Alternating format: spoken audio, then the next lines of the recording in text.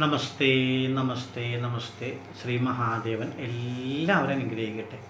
എല്ലാ ഗുണങ്ങളും ഐശ്വര്യങ്ങളും സമൃദ്ധികളും എല്ലാം ശ്രീ മഹാദേവൻ നിങ്ങൾക്ക് എല്ലാവർക്കും തരട്ടെ. അപ്പോൾ നമ്മൾ ഈ ആഴ്ച പറയാൻ പോകുന്നതെന്ന് വെച്ച് കഴിഞ്ഞാൽ തുലാമാസം വരെയാണ്. ഈ പറഞ്ഞ ശനിയാഴ്ച 18-ാം തീയതി തുലാമാസം 1-ാം തീയതിയാണ്. ഈ തുലാമാസം പിറക്കുന്നതോടുകൂടി കുറേ നാളുകൾക്ക് അഭിവൃദ്ധി വരുന്നുണ്ട്. അതായത് ഈ കർമ്മരംഗത്ത് തടസ്സങ്ങൾ, അതുപോലെ തന്നെ സാമ്പത്തിക കാര്യങ്ങളിൽ തടസ്സങ്ങൾ, രോഗാവസ്ഥകൾ, വിവാഹകാര്യങ്ങളിൽ തടസ്സങ്ങൾ, അതുപോലെ തന്നെ വിദേശ യാത്രകൾക്ക് തടസ്സങ്ങൾ, കുടുംബത്തിൽ അലോഹ്യങ്ങൾ എന്ന് വേണ്ട അങ്ങനെ പല വിധത്തിൽ കുറച്ച് നാളുകാർക്ക് ബുദ്ധിമുട്ട് അനുഭവിക്കേണ്ട കുറച്ച് നാളുകാരുണ്ടായി. ആ നാളുകാർക്കെല്ലാം അല്പം കൂടി നല്ല സമയമാവുകയാണ് വാസ്തവത്തിൽ. അതായത് അവരുടെ ചില കാര്യങ്ങളിലെ തടസ്സങ്ങളൊക്കെ നീങ്ങി അവർക്ക് ഏറ്റവും ഉചിതമായിട്ടുള്ള കാര്യങ്ങളിലേക്ക് ഇറങ്ങാനും നടത്തിയെടുക്കാനൊക്കെ സാധിക്കുന്ന ഒരു സമയമാണ് ഈ തുലാമാസം തുടങ്ങുമ്പോൾ ആരംഭിക്കുന്നത്. വിദേശത്ത് പോകാൻ ശ്രമിക്കുന്ന ആൾക്കാർ, തടസ്സമായിട്ടുള്ള ആൾക്കാർ, അതൊക്കെ മാറി, ആ തടസ്സങ്ങൾ മാറി വിദേശത്ത് പോകാൻ സാധിക്കും. പിന്നെ വിവാഹകാര്യങ്ങൾ നോക്കിയിട്ട് നടക്കാത്ത ആൾക്കാർ, പല കാരണങ്ങൾ കൊണ്ട് തടസ്സങ്ങൾ നേരിട്ടിരിക്കുന്ന ആൾക്കാർ, അവർക്ക് ഈ നാളുകാർക്ക് വിവാഹം നടക്കാനുള്ള സാഹചര്യങ്ങളാവും. ഏതെങ്കിലും രീതിയിൽ വിവാഹ കാര്യങ്ങളൊക്കെ വരും. അതൊക്കെ ഉറപ്പിക്കാനും വൈകാതെ തന്നെ നടത്തിയെടുക്കാൻ സാധിക്കും. അതുപോലെ തന്നെ വല്ല പരീക്ഷകൾ അങ്ങനെ ബന്ധപ്പെട്ടുള്ള കാര്യങ്ങൾ എന്തെങ്കിലുമൊക്കെ അതിനൊക്കെ ശ്രമിച്ചിട്ട് നടക്കാതെ അല്ലെങ്കിൽ തോൽവിയിലൊക്കെ നിൽക്കുന്ന ആൾക്കാരാണെങ്കിൽ അതൊക്കെ പൂർണ്ണമായിട്ട് പരിശ്രമിച്ച് വിജയത്തിലെത്തിക്കാൻ സാധിക്കും. അങ്ങനെയുണ്ട്. അതുപോലെ രോഗാവസ്ഥ ഉണ്ടായിരുന്ന ആൾക്കാർ, കഷ്ടകാലങ്ങൾ അനുഭവിച്ചിട്ടിരുന്ന ആൾക്കാർ, ദാമ്പത്യ ജീവിതത്തിൽ പ്രശ്നം ഉണ്ടായിരുന്ന ആൾക്കാർ, അതുപോലെ തന്നെ നമ്മുടെ ജോലി രംഗത്ത് തടസ്സം ഉണ്ടായിരുന്ന ആൾക്കാർ, അങ്ങനെ എല്ലാം ബുദ്ധിമുട്ടുണ്ടായിരുന്ന കുറച്ച് നാളുകാർക്ക് ആ ബുദ്ധിമുട്ടൊക്കെ വിട്ട് മാറാൻ പോവുകയാണ്. ആ ബുദ്ധിമുട്ടിൽ നിന്നൊക്കെ ആ നാളുകാർ മോചിതരാവാൻ പോവുകയാണ്. ആ ബുദ്ധിമുട്ടിൽ നിന്നൊക്കെ മാറാൻ പോവുകയാണ്. അപ്പോൾ അങ്ങനത്തെ ഒരു കാലഘട്ടമാണ് ആ നാളുകാർക്ക് വരുന്നത്.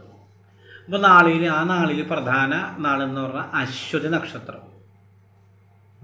ഈ അശ്വതി നാളുകാർക്ക് പല കാര്യങ്ങൾക്കും കുറച്ച് നാളുകളായിട്ട് തടസ്സങ്ങളായിരുന്നു. ജോലിക്കാർക്ക് തടസ്സങ്ങൾ, അതുകൊണ്ട് തന്നെ വിദേശയാത്ര ഉണ്ടെങ്കിൽ അതിന് തടസ്സം, ശാരീരിക ബുദ്ധിമുട്ട്, ധനമായിട്ട് ബന്ധപ്പെട്ട് ബുദ്ധിമുട്ടുകൾ, പ്രാരാബ്ധങ്ങൾ, കാര്യങ്ങൾ, ദാമ്പത്യ ജീവിതത്തിൽ കുടുംബത്തിലൊക്കെ അല്പം ബുദ്ധിമുട്ട് കാര്യങ്ങൾ, സന്താനങ്ങളായിട്ട് അലോഹ്യങ്ങൾ, ഇങ്ങനെയുള്ള പല ബുദ്ധിമുട്ടുകളായിരുന്നു ഈ അശ്വതി നാളുകാർക്ക്. അപ്പോൾ അതിൽ നിന്നൊക്കെ അവർക്ക് മോചനം കിട്ടി അല്പം കൂടെ അഭിവൃദ്ധി ഉണ്ടാകാൻ പോകുന്ന ഒരു സമയമാണ് ഈ തുലാമാസം പറഞ്ഞു കഴിഞ്ഞാൽ. വിദേശയാത്ര ശ്രമിക്കുന്ന ആൾക്കാർക്ക് വിദേശത്ത് പോകാൻ സാധിക്കും. ജോലിയിൽ അലോഹ്യമായിട്ടിരിക്കുന്ന ആൾക്കാർക്ക് ജോലിയിലെ അലോഹ്യങ്ങളൊക്കെ മാറി അല്പം കൂടി ഉന്നതിയിലെത്താൻ സാധിക്കും. ധനമായിട്ട് ബുദ്ധിമുട്ടുള്ള ആൾക്കാർക്ക് അതിൽ നിന്ന് മോചനം കിട്ടാൻ സാധിക്കും. അങ്ങനെ പലവിധ ഗുണങ്ങൾ ഈ നക്ഷത്രക്കാർക്ക് വന്നു ചേരും. ഭാഗ്യാനുഭവങ്ങൾ ഉണ്ടാവും. ധനത്തിൻ്റെ ബുദ്ധിമുട്ടുകൾ കുറയും, മാറും തന്നെ പറയാം. കുറയുന്നല്ല, ഭൂരിഭാഗവും മാറും തന്നെ പറയാം. അങ്ങനെയുള്ള കുറേ നല്ല സമയങ്ങളാണ് അശ്വതിക്കാർക്ക് ഈ തുലാമാസം പിറക്കുമ്പോൾ ആ അനുഭവത്തിൽ വരാൻ പോകുന്നത്. അതുകൊണ്ട് തന്നെ ഭരണിക്കാർക്കും അതെ. ഭരണ നക്ഷത്രക്കാർക്ക് വിദേശയാത്രയ്ക്ക് സാധ്യതയുണ്ട്, നല്ല ജോലി കിട്ടാൻ സാധ്യതയുണ്ട്, അവിടെ ധനം അനവധി സമ്പാദിക്കാൻ സാധ്യതയുണ്ട്.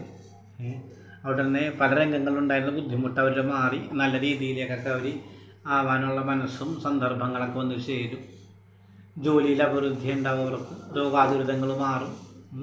സന്താനങ്ങളും കുടുംബവും ആയിട്ട് ഏറ്റവും നന്നായിട്ട് ജീവിക്കാനുള്ള അവസരങ്ങൾ, കാര്യങ്ങൾ വന്നു ചേരും. അങ്ങനത്തെ ഒരു സമയമാണ് ഈ ഭരണിക്കാർക്ക് വന്നത്.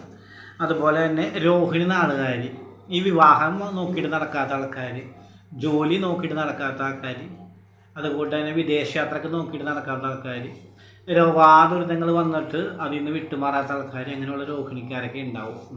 അവർക്കൊക്കെ അതിൽ നിന്ന് മോചനങ്ങൾ കിട്ടും. അങ്ങനത്തെ ഒരു സമയമാണ് അവർക്ക് ആരംഭിക്കുന്നത്. ഒരു സംശയവും വേണ്ട, ബുദ്ധിമുട്ടുകൾ മാറി അത്യാവശ്യം സമൃദ്ധിയിലേക്കും ഐശ്വര്യത്തിലേക്ക് കടന്നു പോകാൻ സാധിക്കും. അതൊരു നക്ഷത്രം. അത് കഴിഞ്ഞാൽ പറയുന്നത് പൂയം നക്ഷത്രം. രോഗാതുരിതങ്ങൾ കൊണ്ട് വളരെയധികം ക്ലേശം അനുഭവിക്കുന്ന നക്ഷത്രമാണ് ഇപ്പം പൂയം എന്ന് പറഞ്ഞാൽ. ഈ സമയത്ത് പൂയക്കാർക്ക് പൊതുവെ കുട്ടികളാണെങ്കിലും സ്ത്രീകളാണെങ്കിലും പുരുഷന്മാരാണെങ്കിലും ഒക്കെ പലവിധ രോഗാവസ്ഥകൾ അനുഭവിക്കുകയാണ്. പല രോഗപീഠകളിലൂടെ നടന്നു പോയിക്കൊണ്ടിരിക്കുകയാണ്. സർജറിയിലുള്ള ആൾക്കാരുണ്ട്, പല പല ഒടിവ് ചതവ് വ്രണങ്ങളായിട്ടിരിക്കുന്ന ആൾക്കാരുണ്ട്, പൂയക്കാർ. ഇങ്ങനെയുള്ള പല ബുദ്ധിമുട്ടുകൾ അനുഭവിക്കുകയാണ് പൂയക്കാർ.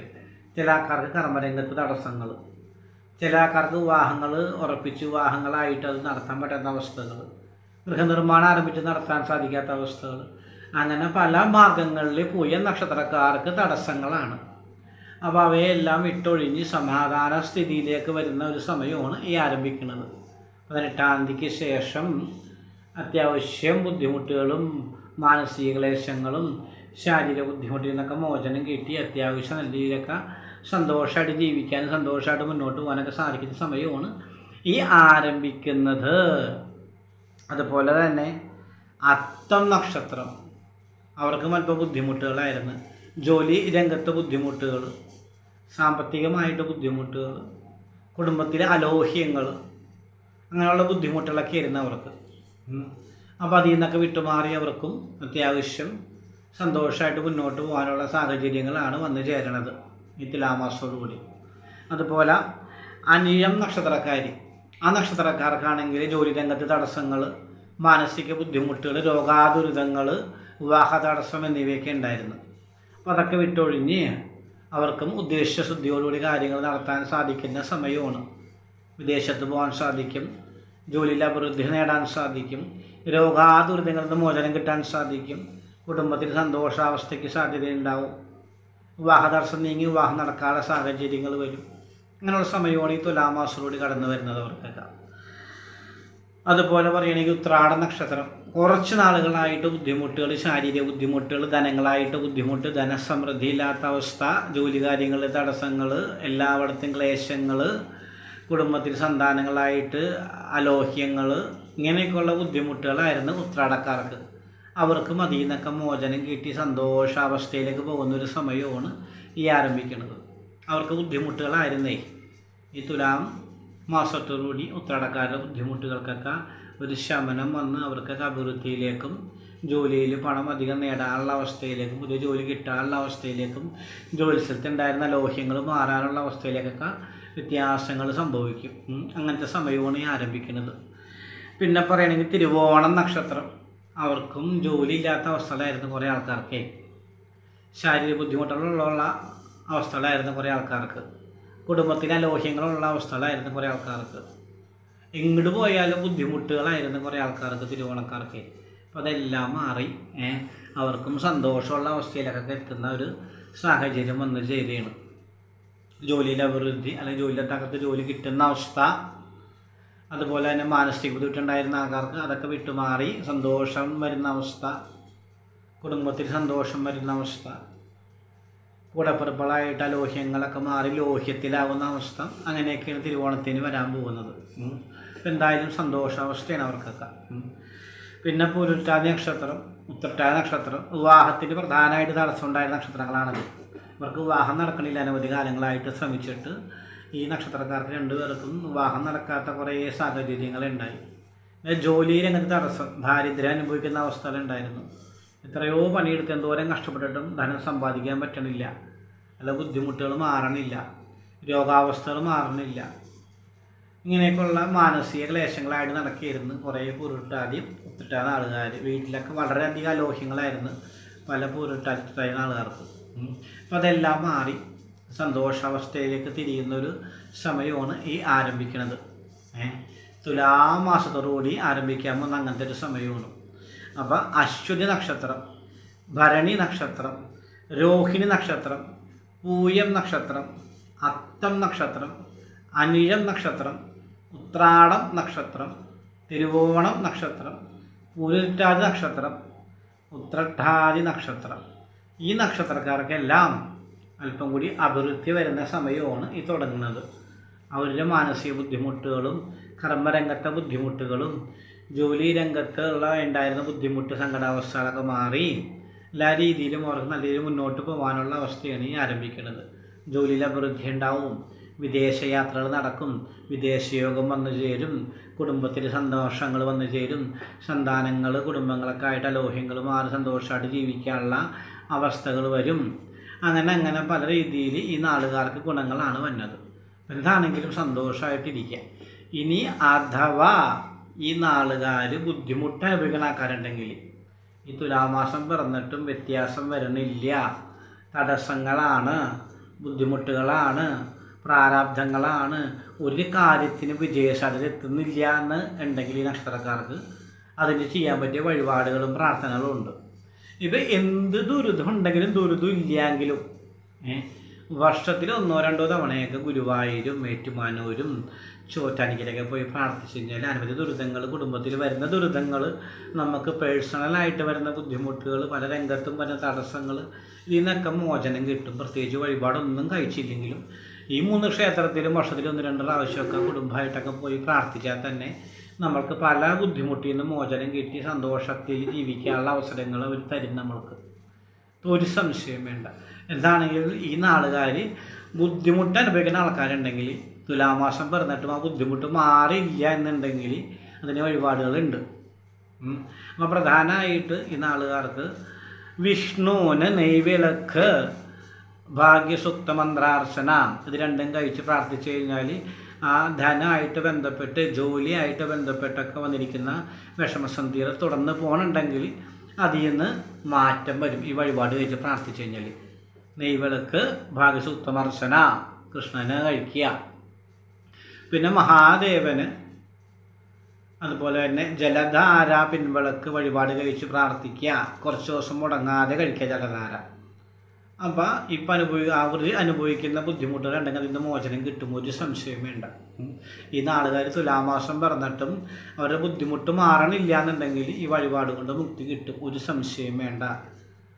പിന്നെ ചെയ്യാൻ പറ്റിയതാണെങ്കിൽ നവഗ്രഹ ക്ഷേത്രത്തിൽ പോയിട്ട് ഒരു നവഗ്രഹ പൂജ കഴിക്കുക. അതും ഈ നാളുകാർക്ക് വളരെ ഉചിതമാണ്. അവർക്ക് തടസ്സങ്ങൾ തുലാമാസമായിട്ട് മാറണില്ല എന്നുണ്ടെങ്കിൽ ഇത് ചെയ്യാവുന്നതാണ്. നവഗ്രഹ ക്ഷേത്രത്തിൽ പോയിട്ട് ഒരു നവഗ്രഹ പൂജ കഴിച്ച് പ്രാർത്ഥിക്കുക. മഹാദേവന് ജലധാര പിൻവിളക്ക് വഴിപാട് കഴിച്ച് പ്രാർത്ഥിക്കുക. ശ്രീകൃഷ്ണസ്വാമിക്ക് നെയ്വിളക്ക്, ഭാഗ്യസുക്തമർച്ചന എന്നിവ കഴിച്ച് പ്രാർത്ഥിക്കുക. ഇതുകൊണ്ടൊക്കെ ഈ നാളുകാർ തുലാമാസമായിട്ടും ബുദ്ധിമുട്ട് മാറണില്ല എന്നുണ്ടെങ്കിൽ ഈ വഴിപാട് കഴിക്കാവുന്നതാണ്, മോചനം കിട്ടും, ഒരു സംശയം വേണ്ട. സാധിക്കുന്ന ആൾക്കാരെല്ലാവരും സാധിക്കുന്നത് എല്ലാവർക്കും ശ്രമിച്ചാൽ നടക്കുന്ന കാര്യമാണ്. വർഷത്തിൽ 1-2 തവണയെങ്കിലും കുറഞ്ഞത് ഗുരുവായൂർ, ഏറ്റുമാനൂർ, ചോറ്റാനിക്കര എന്നീ ക്ഷേത്രങ്ങളൊക്കെ പോയി പ്രാർത്ഥിക്കുക. അനുഭവിക്കുന്ന ബുദ്ധിമുട്ടുകൾ, ക്ലേശങ്ങൾ, സങ്കടങ്ങളെല്ലാം മാറും. പിന്നെ ആരും പറഞ്ഞില്ലെങ്കിൽ കുടുംബനാഥന അല്ലെങ്കിൽ വീട്ടിലെ സന്താനങ്ങളൊക്കെ മനസ്സുകൊണ്ട് വിചാരിച്ച് പ്രാർത്ഥിച്ചാലും മതി. എങ്ങനെയായാലും അതൊന്നും ഒഴിവാകാൻ പാടില്ല. അതിലൂടെയൊക്കെ കിട്ടുന്ന ആ ഗുണവും ഐശ്വര്യവും സമൃദ്ധിയും ഒന്നും നമുക്ക് ഒരിക്കലും പറഞ്ഞറിയിക്കാൻ സാധിക്കില്ല.